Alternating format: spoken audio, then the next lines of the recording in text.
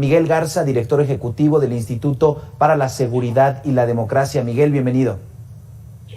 Hola, Abel, muchas gracias. Saludos. Y también saludamos con gusto a Arturo Ávila, él es presidente de IBNB Analytics y experto en seguridad nacional por Harvard. Bienvenido, Miguel. Abel, con el gusto de saludarte a ti y a tu auditorio, como siempre. Muchas gracias por la invitación. Gracias a los dos por acompañarnos en Mega Noticias. Y hace unos minutos revisábamos qué es lo que está pasando en el país. Vemos estados que están sometidos por la violencia, con altos números de homicidios dolosos, pero también de ejecuciones a policías municipales. Vemos también estados donde ni siquiera hay policías en algunos municipios.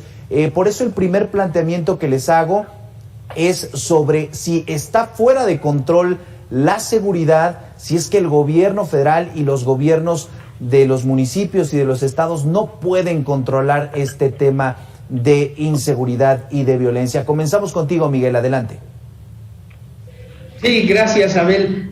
Fíjate que en mi opinión no está rebasado como tal el Estado mexicano. No se podría decir, esa es mi opinión, que se vive un Estado fallido o un Estado rebasado.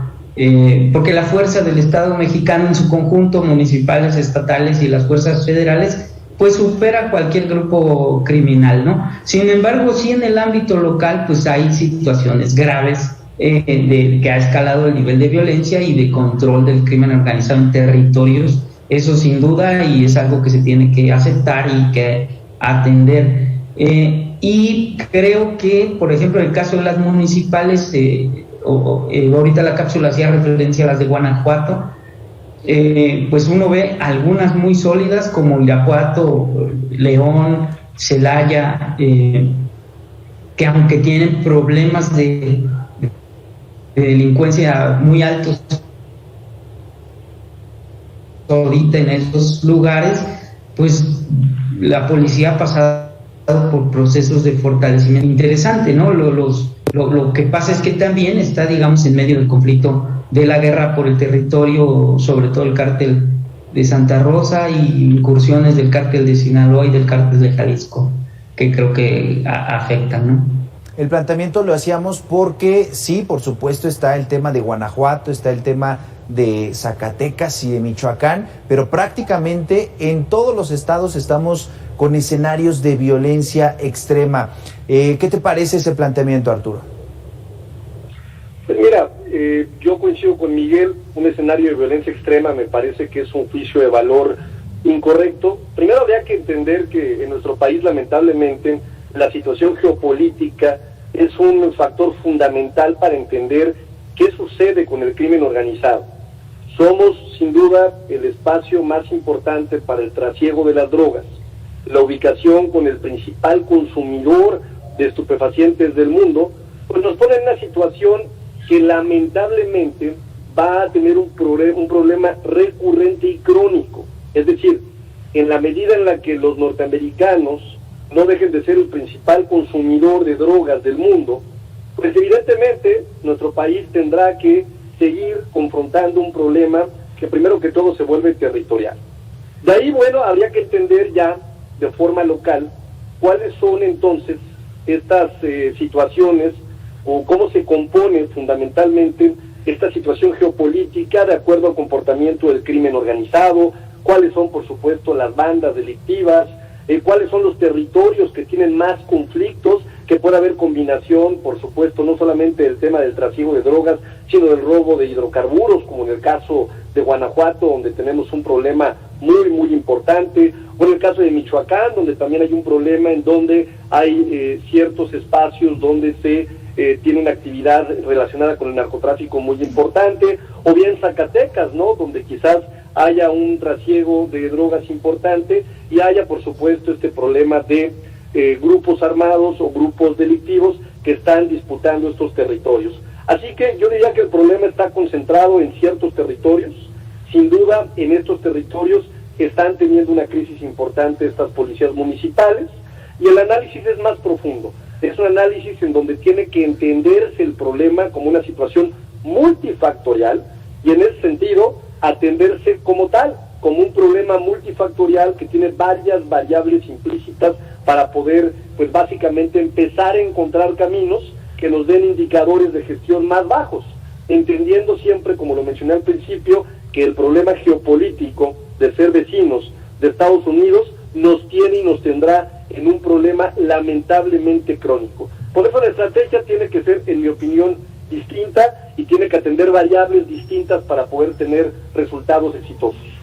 Importante tomar en cuenta estas consideraciones y precisamente ya con estos puntos expuestos, ¿cómo va la estrategia del gobierno federal? Porque en el discurso hay optimismo, en el discurso incluso se presume que ya no hay masacres, en el discurso se plantea que prácticamente en algunos meses cambiaría este escenario y en la realidad vemos que es distinta, también entendiendo la división de los poderes, obviamente las facultades municipales, estatales y federales. Miguel, tu comentario. Sí, digo, respecto de la incidencia delictiva, yo creo que en el caso de homicidio, sí la política de seguridad del gobierno federal pues ha quedado a deber. Sí es verdad que la tendencia que era de incremento, se ha mantenido más estable, que la verdad sin presentar todavía una reducción significativa. En términos de análisis criminal, una reducción significativa significaría por lo menos un 10% en la reducción de homicidios, y no ha sido así, ¿no?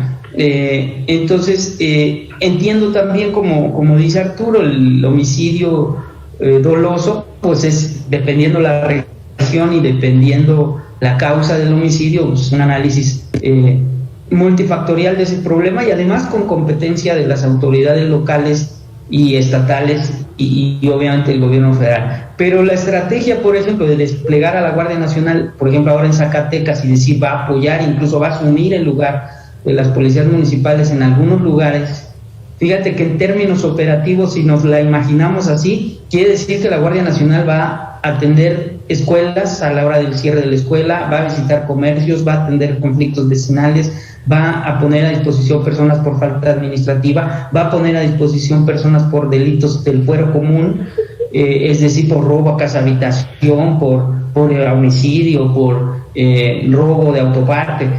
Y yo no sé si ha sido acompañado de una estrategia de capacitación de integral la Guardia Nacional para poder hacer ese nivel que la verdad, pues nos guste o no, y con las carencias de la Policía Municipal, son quienes lo están haciendo. 8 de cada 10 detenciones en el país las realiza la Policía Municipal y luego un poco la Policía Estatal, y ya el mínimo de detenciones las fuerzas federales.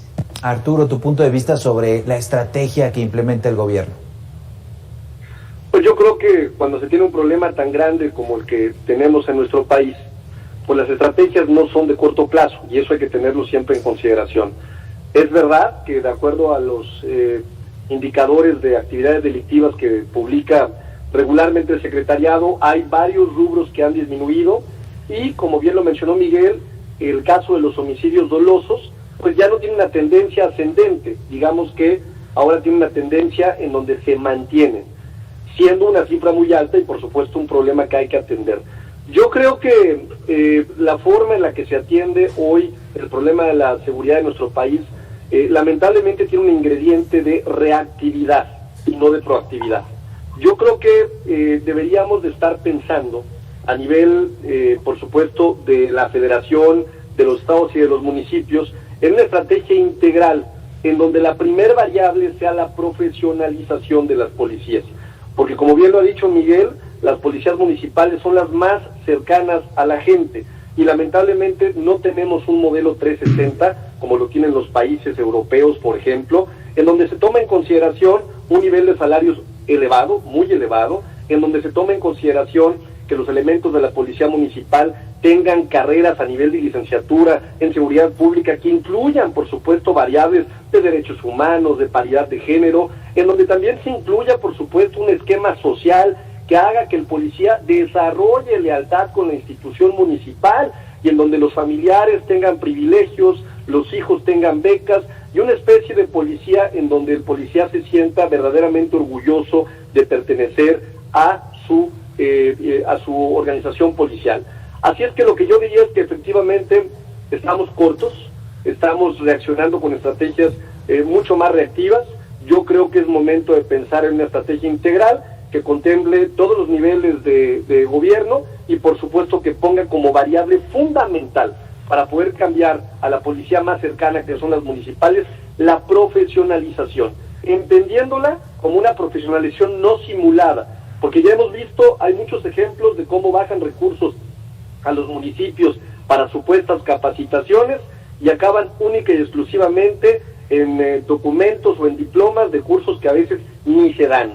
Hay que meterle y entrarle al tema como lo han hecho países que le han dado la vuelta a la seguridad pública en el mundo. Hay que voltear a ver esos modelos. A ver.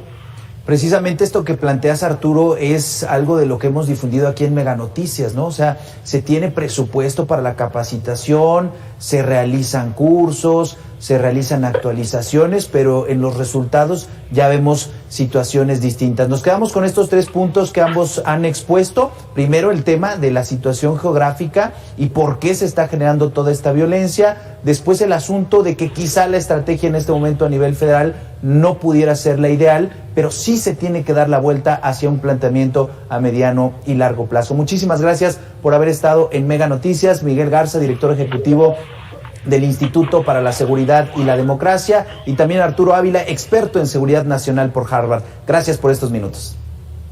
Muchísimas gracias a todos y gracias al auditorio. Un abrazo. Hacemos una pausa y regresamos con más información aquí en Mega Noticias MX.